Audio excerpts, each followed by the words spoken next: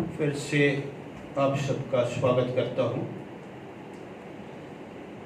झांकना चाह रहा था कवि बच्चन जी के जीवन में। कवि ने उसका संकेत अपनी सोच से ही साफ कर दिया, कह दिया कि मैं अपने नीड़ का निर्माण फिर करूँगा। मैं हताश नहीं होऊंगा, मैं उदास नहीं होऊंगा, मैं टूटूंगा नहीं, मैं एकाकी नहीं होऊंगा, मैं घबराऊंगा नहीं, मैं निराश नहीं बनूंगा, मैं हताशा में नहीं जाऊंगा, मैं आत्महंता नहीं बनूंगा, मैं जिंदगी जीऊंगा, मैं जिंदगी से भागूंगा। इसलिए मैं अपने नीड़ का निर्माण बार बार करूंगा। ये जितनी बार टूटेगा उतनी बार। एक बार कविता और उसका अर्थ, जैसा कि मेरा स्वभाव है। नीड़ का निर्माण फिर, नेह का आह्वान फिर। बह उठी आंधी के नभ में, छा गया सहसा अंधेरा। धूलि धूसर बादलों ने भूमि को इस भांति घेरा। रात सा दिन हो गया फिर, रात आई और काली। लग रहा था अब न होगा इस निशा का फिर सवेरा। रात के उत्पात भय से भीत जन भीत कण कण। किंतु प्राची से उषा की मोहिनी मुस्कान फिर। नीड़ का निर्माण फिर, नेह का आह्वान फिर। बस चले झोंके की कांपे भीम कायावान भूधर। जड़ समेत उखड़ पुखड़ कर गिर पड़े टूटे विटप वर। हाय तिनको से विनिर्मित घोंसलों पर क्या नभी थी। डगमगाए जबकि कंकड़ ईंट मत पत्थर के महल पर। आशा से पूछ रहे हैं, भक्ति तो जाग उठी चैतन्य के प्रति कि मैं मुर्दा नहीं होऊंगा, मैं जीऊंगा। भक्ति चक्र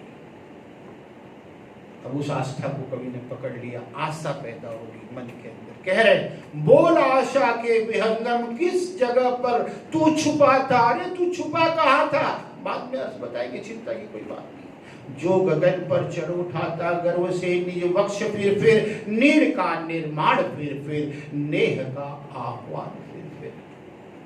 क्रुद्ध नभ के वज्र दंतों में उषा है मुस्कुराती। घोर गर्जन मैं गगन के कंठ में खग पंक्ति गाती। एक चिड़िया चोंच में तिनका लिए जो जा रही है। एक चिड़िया चोंच में तिनका लिए जो जा रही है। वह सहज में ही पवन उनचास को नीचा दिखाती। नास के दुख से कभी दबता नहीं निर्माण का सुख। प्रलय की निस्तब्धता से सृष्टि का नवगान फिर से एक बार पूरे स्टेंजा को। नाश के दुख से कभी दबता नहीं निर्माण का सुख। प्रलय की निस्तब्धता से सृष्टि का नवगान फिर।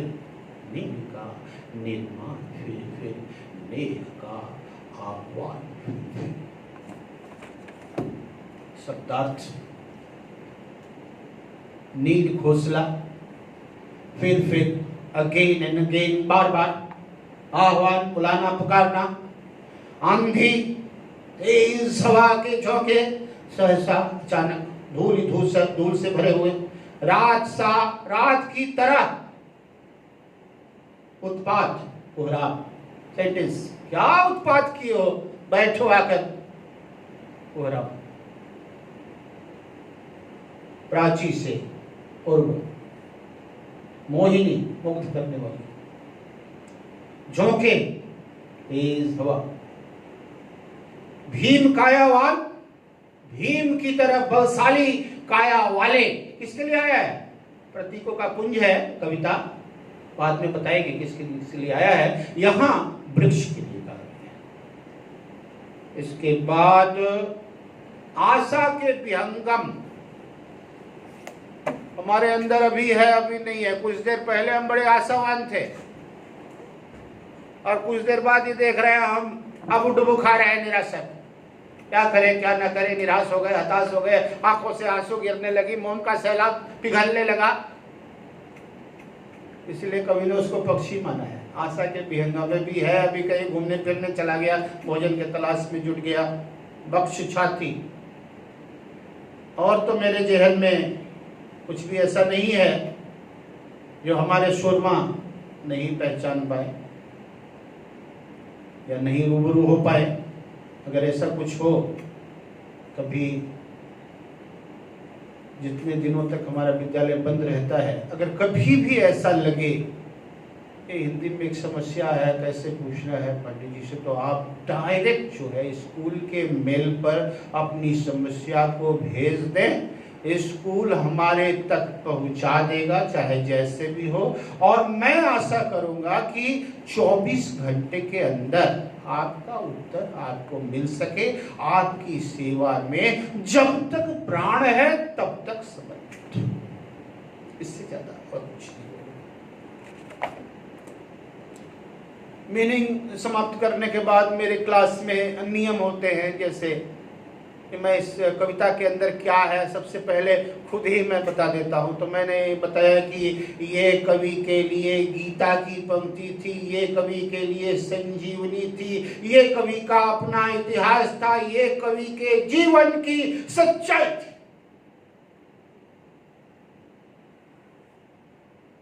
जिसको कवि ने सिर्फ अपने हृदय से निकाल करके हम भूले भटकों के लिए यहां लिख दिया।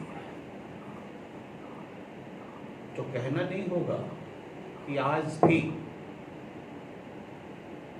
इस आपाधापी और नरसंहार के युग में भी,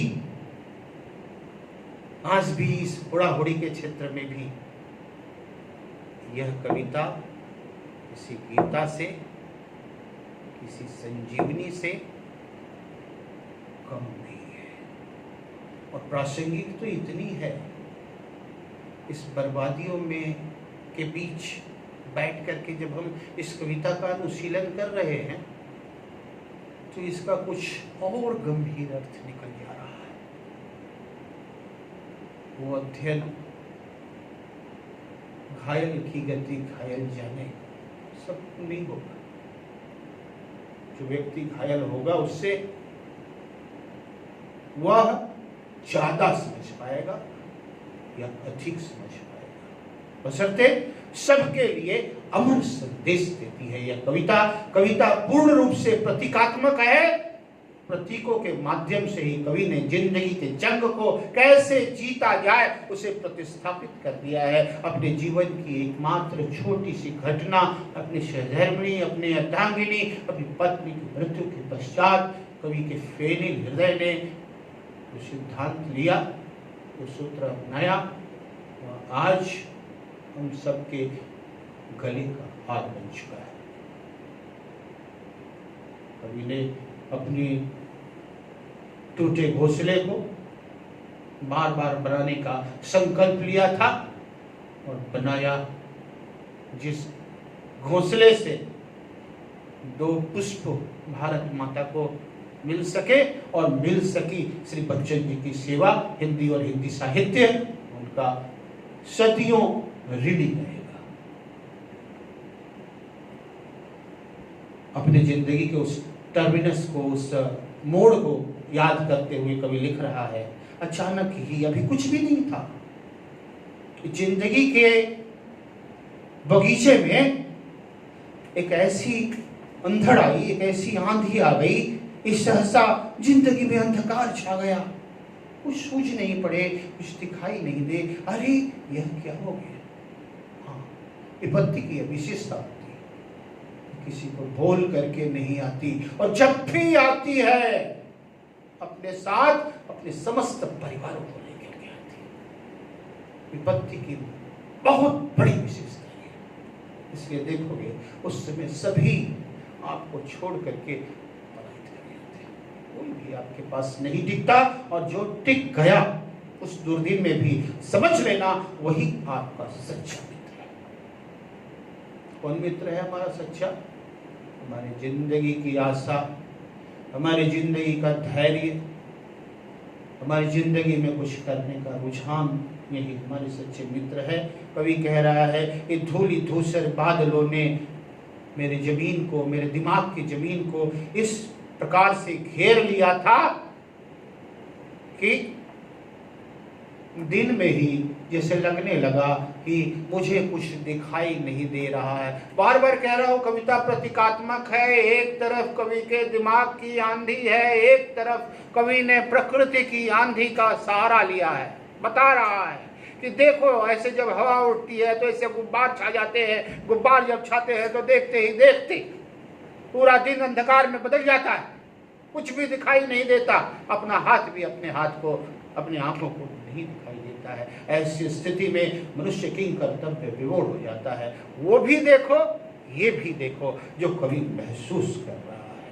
अब कवि क्या महसूस कर रहा है? कवि को लग रहा है जैसे उसकी जिंदगी का अब कभी सवेरा होने वाला नहीं है, जो कि कवि की भ्रांत धारणा थी।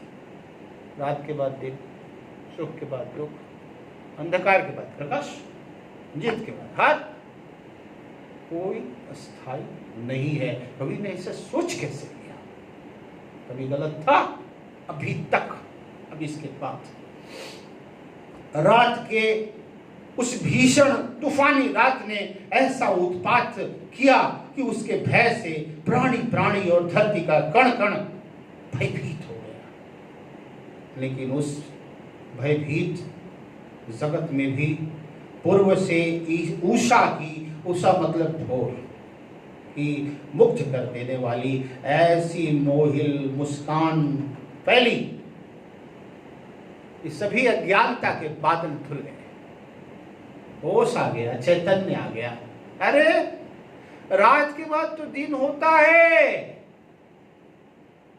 तो मैं भी निराशा के बाद आशा का बीन बजाऊंगा, मैं भी रोने के बाद हंसूंगा, मैं भी अपनी जिंदगी का निर्माण, अपनी जिंदगी में जो घर, जो परिवार मेरा उजड़ गया है, उसको बसाने की कोशिश करूंगा। क्योंकि प्रकृति ने हमको संकेत दे दिया। प्रकृति हमारी सहधर्मिणी है, गुरु है, साथी है, सहायिका है। कभी इसने हमें नहीं छोड़ा। एक माँ की तरह इसने बच्चे को सदा पाला है। कवि मान लेता है और ठान लेता है कि हमें अपने नीड का निर्माण फिर करना है और हमें प्रेम से उसे रचना है, बसाना है। बस फिर क्या था? थोड़ा आंधियों का परिदृश्य देख लीजिए। कवि ने जो सोचा वो तो किया ही। ऐसी तेज आंधियां चली कि भीम की तरह विशाल काया वाले पेड़ भी धरती से जड़ समेत उखड़ पुखड़ कर गिर पड़े, टूट गए। मोटे मोटे भीम काय वृक्षों की ये दशा है। कवि कहता है, छोटे तिनकों से बने घोंसलों पर मत पूछिए क्या क्या गुजरी है। अरे मैं तो छोटा सा इंसान हूं। जब आंधी और तूफान ने प्रकृति को रुला दिया तो मत पूछिए मेरे दिल पर क्या क्या गुजरी है, क्या क्या गुजरी है। आप भी जान रहे हैं, मैं भी जान रहा हूं। लेकिन कवि के शब्दों में देखेंगे थोड़ी देर